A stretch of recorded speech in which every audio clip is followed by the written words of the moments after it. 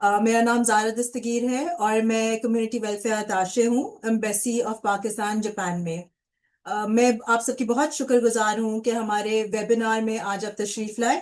ये वेबिनार खसूसी तौर पर हमारी सेंडिंग ऑर्गेनाइजेशंस के लिए रखा गया है, जिसमें हम अपनी सेंडिंग ऑर्गेनाइजेशंस को जो मुआहदे जापान हुकूमत और पाकिस्तान हुकूमत के दरमियान हुए हैं उन पर और उनके अंडर हम जो जो स्टेप्स लेने चाहिए हमारी सेंडिंग ऑर्गेनाइजेशंस को, और उसमें हमारी Pakistan embassy community welfare attache wing जो भी मदद कर सकता है हमारे सारे स्टेक होल्डर्स की, उस सिलसिले में ये वेबिनार जो है हमने रखा है। और हम बहुत थैंकफुल हैं आप सबको कि आप लोग यहाँ पे तशरीफ लाए। हमारे साथ हमारी सेंडिंग ऑर्गेनाइजेशंस हैं जो ऑलरेडी डिक्लेयर्ड है सेंडिंग ऑर्गेनाइजेशंस, साथ ही हमारे ओएपी हजरात हैं, हमारे यहाँ पे कोयपा के रिप्रेजेंटेटिव्स हैं, हमारे ब्यूरो से रिप्रेजेंटेटिव्स हैं, ओईसी से हैं, न्यूटेक से हैं, and most importantly are very respectable His Excellency Ambassador to Japan for Pakistan, Sir Abdul Hamid यहाँ पे हैं।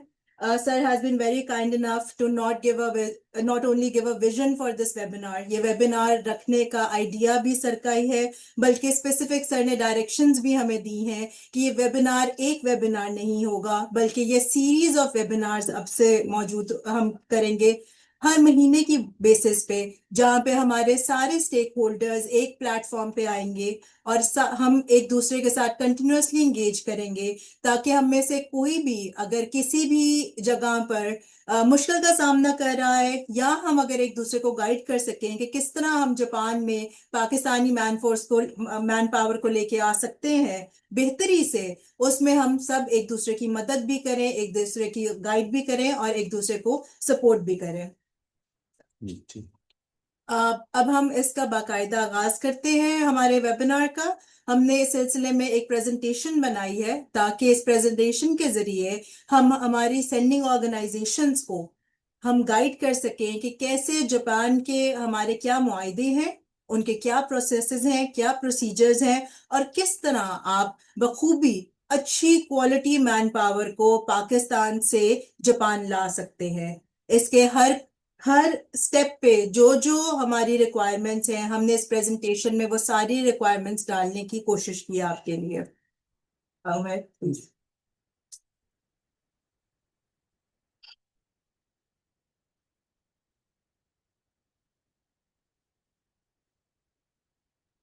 पहले पेज पे पहले सो ये है हमारी man power export to Japan Pakistan से। अब पाकिस्तान से जो भी मैन पावर जापान आएगी, इसमें हमारे दो मुआहदे हैं जो अगली slide please, government of Pakistan और गवर्नमेंट ऑफ जापान ने जो साइन किए हैं।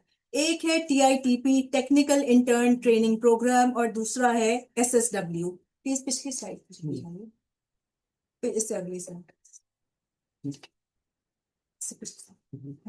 यस, टीआईटीपी और एसएसडब्ल्यू। टीआईटीपी टेक्निकल इंटर्न ट्रेनिंग प्रोग्राम पहला इनमें से मुआहदा जो है वो पहला साल उसका 1 साल, अगले 2 साल और उससे अगले 2 साल, 3 स्टेप्स में मुश्तमिल है। इसमें जो हमारी मैन पावर जो पाकिस्तान से जापान आ सकती है वो ट्रेनिंग पर्पस के लिए आती है, लेकिन ट्रेनिंग का पर्पस का ये मतलब नहीं है कि उनको यहाँ पे जो है वो पे नहीं किया जाता। ट्रेनिंग में ही उनको वो सारी सेफ गार्ड्स मौजूद हैं जो किसी और एम्प्लॉयमेंट में होंगे, उनको अच्छी पे भी दी जाती है और कंपनी की तरफ से उनकी इंश्योरेंस भी की जाती है। इस टीआईटीपी के स्ट्रक्चर में जो पाकिस्तान से हमारी ऑर्गेनाइजेशंस यहाँ भेज सकती हैं मैन पावर, उनको टीआईटीपी के स्ट्रक्चर में कहा जाता है सेंडिंग ऑर्गेनाइजेशंस। वो ओआईपी हजरात जो कि इंटरेस्टेड हैं टीआईटीपी में पाकिस्तान से मैन पावर भेजने के लिए, उन्हें अपने आप को सेंडिंग ऑर्गेनाइजेशन डिक्लेयर कराना होगा। उसका जो प्रोसेस है वो ब्यूरो में अप्लाई करेंगे और फिर जो हमारी मिनिस्ट्री ऑफ फेडरल एजुकेशन है वो उनकी सिफ्टिंग करके उनको नोटिफाई कर देगी। टीआईटीपी में हमारी 91 जॉब कैटेगरीज हैं जिनके अंदर हमारी मैन पावर यहाँ आ सकती है, और उसके लिए जो क्वालिफिकेशन रिक्वायर्ड है बेसिक जापानीज होनी चाहिए। उसके लिए यहाँ पे जो कंपनीज उनको रिक्रूट करेंगी वो प्रेफर करती है कि जापानी बोलचाल कम से कम हमारी मैन पावर को आए। नंबर 2, उनको जो यहाँ पे जिस कैटेगरी में वो आ रहे हैं, जैसे अगर वो आ रहे हैं पेंटिंग कैटेगरी में या फिर कंस्ट्रक्शन कैटेगरी में, उस कैटेगरी का बेसिक स्किल हो। इसमें वो कोई बहुत उनसे हाईली ट्रेन्ड प्रोफेशनल्स को नहीं लेंगे, वो उनको लेंगे जिनको बेसिक स्किल आता है।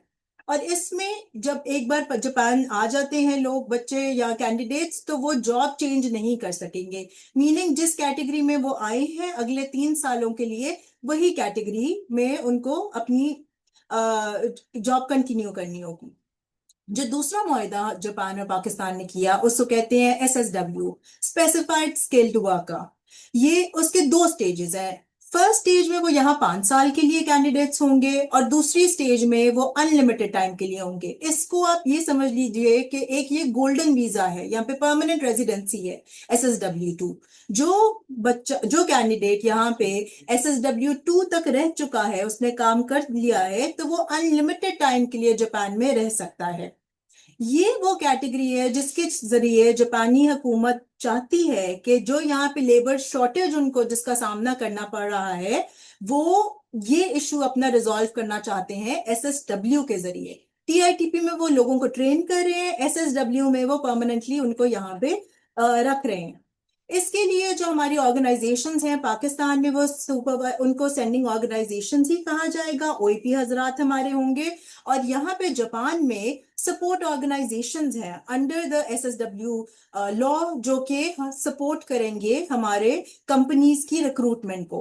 इसमें जो हमारी जॉब कैटेगरीज हैं वो 16 इंडस्ट्रीज हैं जिसमें कैंडिडेट्स यहाँ आ सकते हैं। और इसके लिए क्वालिफिकेशन थोड़ी सख्त है। कैसे? नंबर 1, या फिर एक कैंडिडेट जिसने सक्सेसफुली TITP2 कर लिया हुआ है, वो ऑटोमेटिकली SSW के सिस्टम में आ सकता है जापान। या फिर अगर कोई नया कैंडिडेट है जो कि पहले जापानी सिस्टम में इंक्लूडेड नहीं है, वो स्पेसिफाइड स्किल्ड वर्कर के लिए जो स्किल टेस्ट लिए जाते हैं रेलेवेंट मिनिस्ट्री से, वो टेस्ट क्लियर करे। और इसके साथ साथ जापानीज लैंग्वेज के जो लेवल्स हैं उसमें JLPT4 जो लेवल है, जो कि जो जो जापानीज लैंग्वेज है उसका जब आप टेस्ट लेते हैं तो 1 2 3 4 5 होते हैं। 5 जो है वो सबसे आसान होता है, 1 जो है वो सबसे मुश्किल है। सो हमें नंबर 4 की लेवल के जो कैंडिडेट्स हैं जिन्होंने वो पास किया हुआ है, वो SSW में क्वालिफाई करेंगे। और इसमें इस SSW के प्रोग्राम के अंदर जॉब चेंज भी अलाउड है।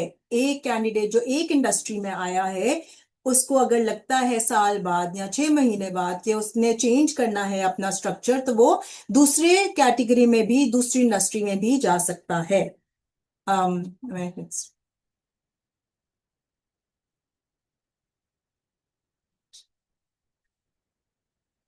जी। अब आप ये देखेंगे कि जापानीज मार्केट को जो हम टैप करने की कोशिश कर रहे हैं, हम चाहते हैं कि हमारी जो लेबर सरप्लस है पाकिस्तान में वो जापान लेके आई जाए। तो जापानीज मार्केट के स्पेशल फीचर क्या हैं? ये फर्क है अरब कंट्रीज से या ट्रेडिशनली जहाँ पे हमारी मैन पावर जाती है। नंबर 1, यहाँ पे लैंग्वेज रिक्वायरमेंट है। जापान में अगर हमारे कैंडिडेट्स आ रहे लेकिन हैं तो प्रिफर। मैडम, जी जी। स्लाइडर्स जो है वो स्लाइड्स चेंज नहीं होता है। अभी आपको आपकी स्क्रीन पे ऊपर नजर आ रहा है special features of Japanese labour market. No, no ma'am, no ma'am. Screen share whole screen करें। I am sorry, I think we'll stop sharing and then share again. Just give me 1 minute. Thank you for pointing it out. मैं जी, दोबारा करो।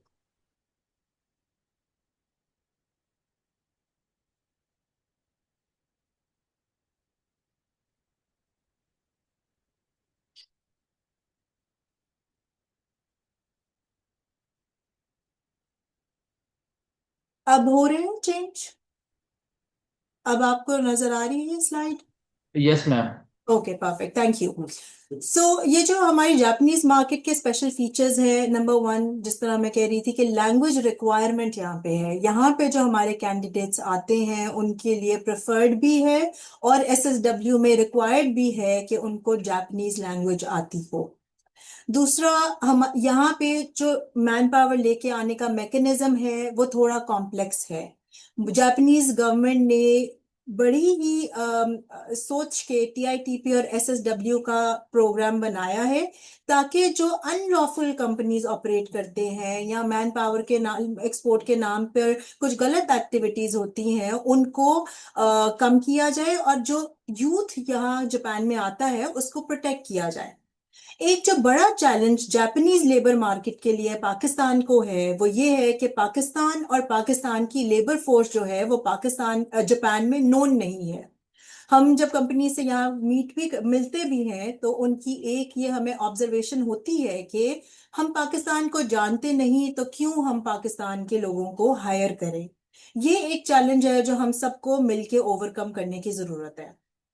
दूसरा, Japanese का work ethics बहुत strong है। Japanese एक बहुत ही प्रोफेशनल कॉम है, और वो उन्हीं कंपनीज के साथ, उन्हीं ऑर्गेनाइजेशंस के साथ डील करना चाहते हैं जो कि प्रोफेशनल हैं, जो कि अपने काम को जानते हैं और कोशिश कर रहे हैं जानने की। ये हमारी सेंडिंग ऑर्गेनाइजेशंस के लिए बहुत जरूरी है, बिकॉज यहाँ पे हमारी जो सुपरवाइजिंग ऑर्गेनाइजेशंस, आपके वो काउंटर पार्ट्स जो जापान में है, उनसे जब हमारी मीटिंग्स होती हैं या स्पेशली हमारी जो मिनिस्ट्रीज से मीटिंग होती है, वो यही कहते हैं कि आप अपनी सेंडिंग ऑर्गेनाइजेशंस को गाइड करें कि वो कैसे जापान में अगर उन्होंने सक्सेसफुल होना है, कामयाब होना है, तो उनको तैयारी करके ये सिस्टम समझ के फिर लेबर को लेके आना होगा पाकिस्तान से जापान। हमें नेक्स्ट प्लीज।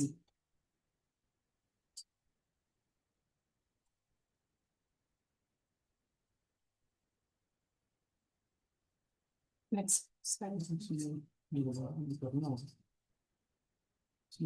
फुल स्क्रीन में शेयर हो चेंज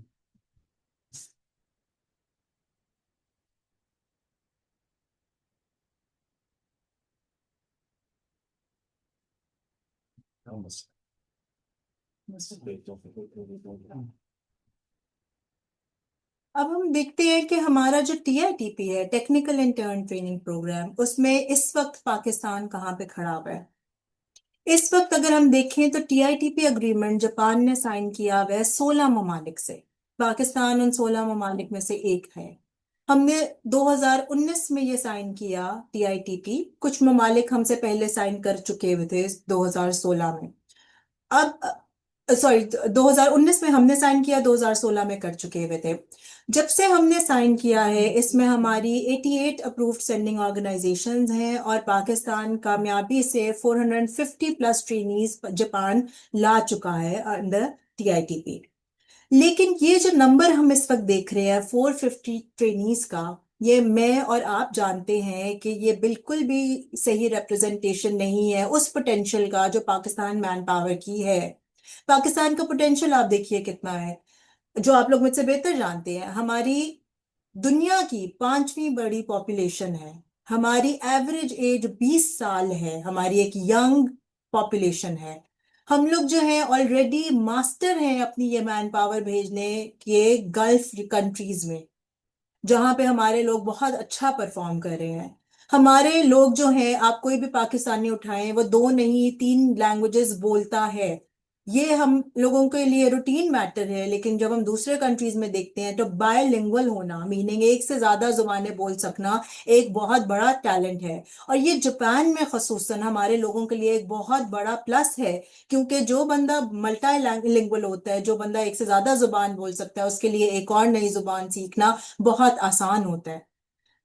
और लास्टली, हमारे लोग जो हैं वो अडेप्टेबल हैं दूसरे कल्चर के लिए। जब हम एक नई जगह पे आते हैं, हम जल्दी अडेप्ट कर लेते हैं। ये वो चीजें हैं जो हमारे वो कामयाब कैंडिडेट्स जो यहाँ आए हैं, उनकी कंपनीज ने हमें पॉइंट आउट किया है कि आपके कैंडिडेट्स जब यहाँ आते हैं मैन पावर में, वो बहुत अच्छा परफॉर्म करते हैं बाकी कंट्रीज से। इसके मुकाबले में आप जब दूसरे कंट्रीज को देखें तो जापान की मार्केट, अभी जो ओवरसीज मैन पावर है, कैसे वो दूसरे कंट्रीज ने मोनोपोलाइज की हुई है। वियतनाम में देखें आप, 58% जो लोग हैं जापानी मार्केट में ओवरसीज, वो है वियतनाम से। चाइना से 13.6, इंडोनेशिया से 9.1, फिलीपींस से 8.4, थाईलैंड से 2.7, और अदर्स कैटेगरी 8.1%। ये पाकिस्तान अदर्स कैटेगरी में से सिर्फ एक मुल्क है। पोटेंशियल देखिए एक तरफ कितना है पाकिस्तान का, और जब नंबर्स में हम सामने लेके आते हैं तो हमारा बिल्कुल ही छोटा सा नंबर है। जो टीआईटीपी के अंदर अगर 4,04,000 ट्रेनीज आए हैं पूरे कंट्रीज में से, तो हमारे 400 कुछ है। इतना छोटा सा नंबर हमारा एक बड़ी पिक्चर में नजर आता है हमें। हमारे नेक्स्ट प्लीज।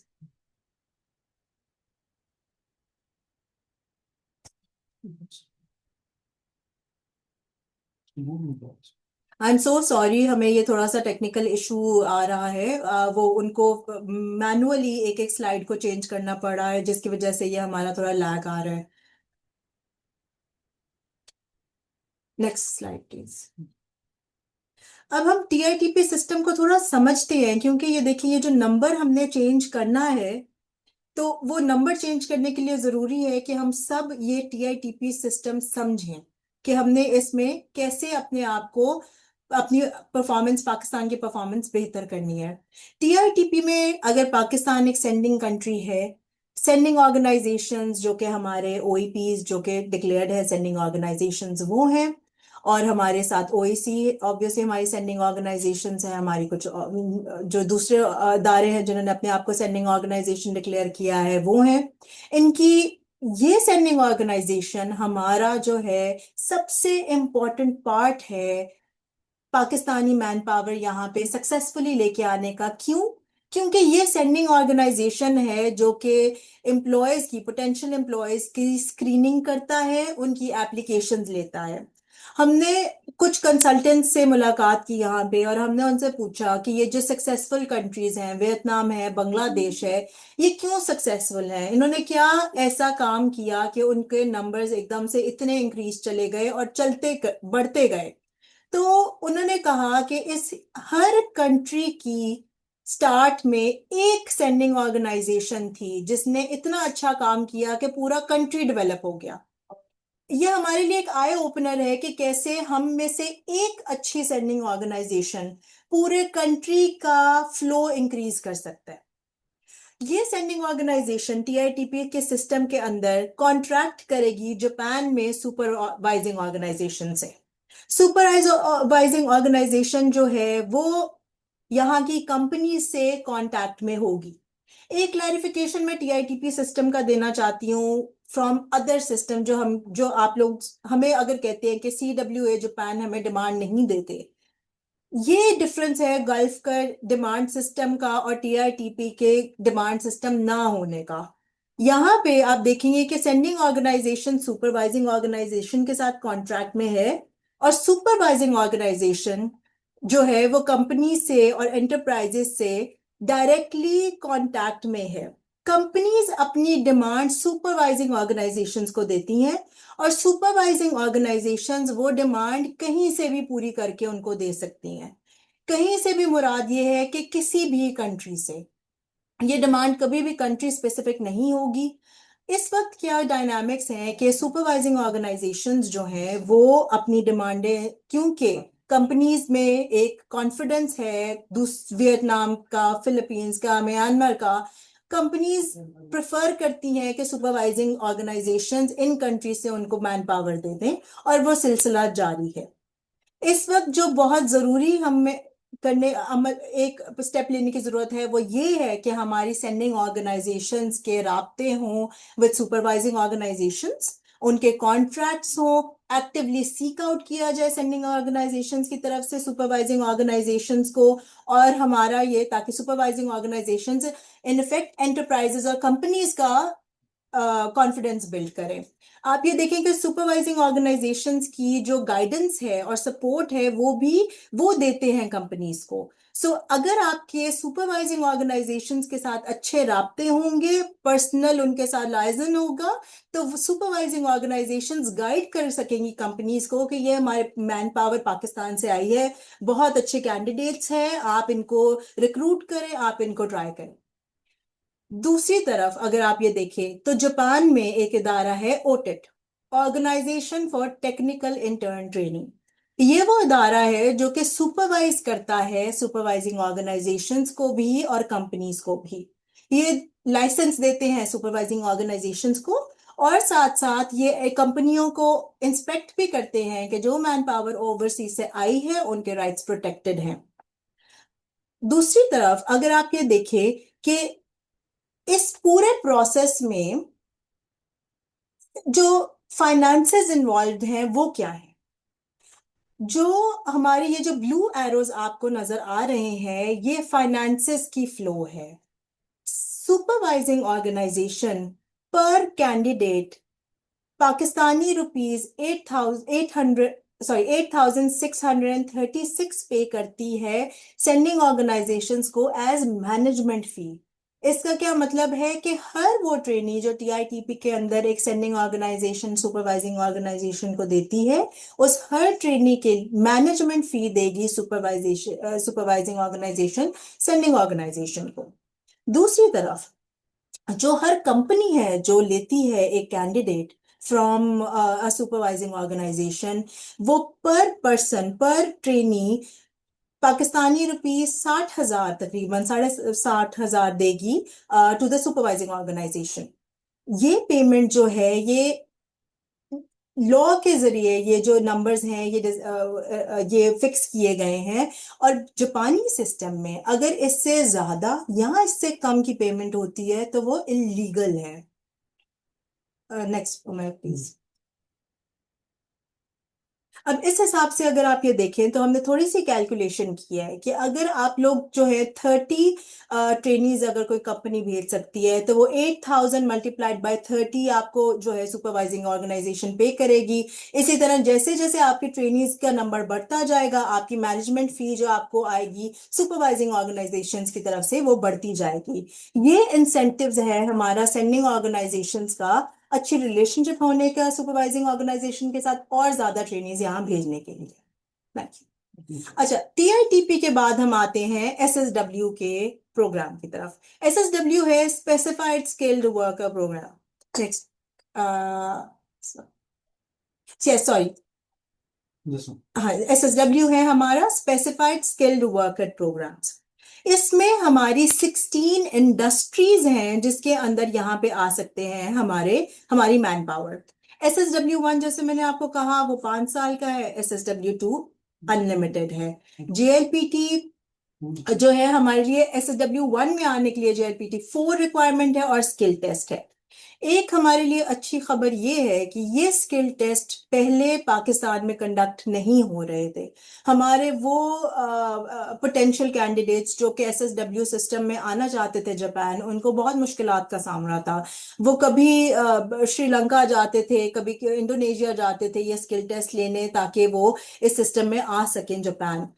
बहुत अच्छी खबर हम सब लोगों के लिए ये है कि जो पाकिस्तान जो जापानीज गवर्नमेंट है उन्होंने ये जो ग्रीन कैटेगरीज हैं care work building cleaning agriculture driver category इन इनके इनके जो टेस्ट है उनको कंडक्ट करना या शुरू ऑलरेडी कर दिया है या अगस्त में शुरू कर देंगे। फॉर इंस्टेंस हमारी जो बिल्डिंग क्लीनिंग कैटेगरी है और जो हमारी ड्राइवर कैटेगरी है वो मार्च 2025 से हो चुकी है टेस्ट शुरू। और केयर वर्कर और ड्राइवर कैटेगरी और एग्रीकल्चर कैटेगरी जो है वो अगस्त 2025 से हो जाएंगे। एक और जो हमें अच्छी खबर आज ही मिली है जो मैं आपको बताना चाहती हूँ कि इसके अलावा हमारी इसमें हम अपडेट नहीं कर सके ये कंस्ट्रक्शन कैटेगरी और जेएफटी बेसिक भी जो जेएफटी बेसिक जो मंथली जापानी लैंग्वेज का एग्जाम होता है वो भी अब कंडक्ट हुआ करेगा पाकिस्तान में। ये हम सब के लिए बहुत अच्छी खबर है क्योंकि अब हम अपनी मैन पावर को कहीं और भेजने की बजाय अपने ही कंट्री में ये टेस्ट दिला सकेंगे बार बार दिला सकेंगे ताकि हमारे वो कैंडिडेट जो पास होते हैं उनको हम जापान ला सकें। मेरी आप सबसे एक और गुजारिश है प्लीज हमारा आप देखेंगे ये लिंक जो था ये छोटा था ये अभी 5 मिनट में एक्सपायर हो जाएगा। चैट में हमने दूसरा जो लिंक है वो शेयर कर दिया है। आप सबसे गुजारिश है कि जब ये एक्सपायर होता है तो आप प्लीज वेबिनार को एग्जिट ना कीजिएगा बल्कि जो चैट में हम अभी लिंक शेयर कर रहे हैं उस पर फिर से ज्वाइन कर लीजिएगा and we will continue. Thank you. Yes next slide please. मैं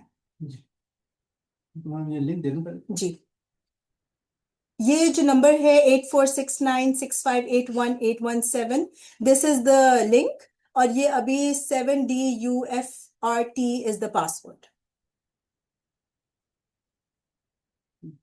thank you. Next slide please. अच्छा, अब हमारे स्पेसिफिकली हम लोगों ने ट्राई किया है कि इस वेबिनार के ज़रिए हम अपने जो सेंडिंग ऑर्गेनाइजेशंस हैं और जो हमारी दूसरी ऑर्गेनाइजेशंस हैं अभी हमारे साथ मौजूद हैं, उन सबके टास्क डिफाइन कर दें ताकि हमारी सेंडिंग ऑर्गेनाइजेशंस को भी ये इल्म हो कि उनसे क्या एक्सपेक्टेड है, और ऑल्सो कि जब आप किसी और सुपरवाइजिंग ऑर्गेनाइजेशन या एक्सेप्टिंग कंपनी के साथ एंगेज कर रहे हैं तो आप उनसे क्या एक्सपेक्ट करें। ये एक हेल्दी प्रोफेशनल रिलेशनशिप के लिए बहुत जरूरी है।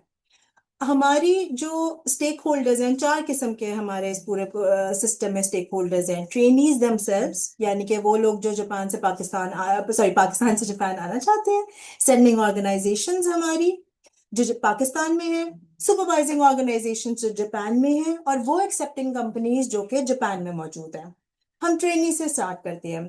ट्रेनीज की रजिस्ट्रेशन जो है वो सेंडिंग ऑर्गेनाइजेशन पाकिस्तान में करेगी, और साथ ट्रेनीज जो हैं वो अपने आप को जापानीज लैंग्वेज से अपने आप को एक्सपोज करेंगे, अपने लेवल के मुताबिक सीखने की कोशिश करेंगे, जिसमें मिनिमम हम रेकमेंड करते हैं 160 घंटे, कि 160 घंटे उन्होंने एक्टिवली जापानीज लैंग्वेज पढ़ने की कोशिश की हो।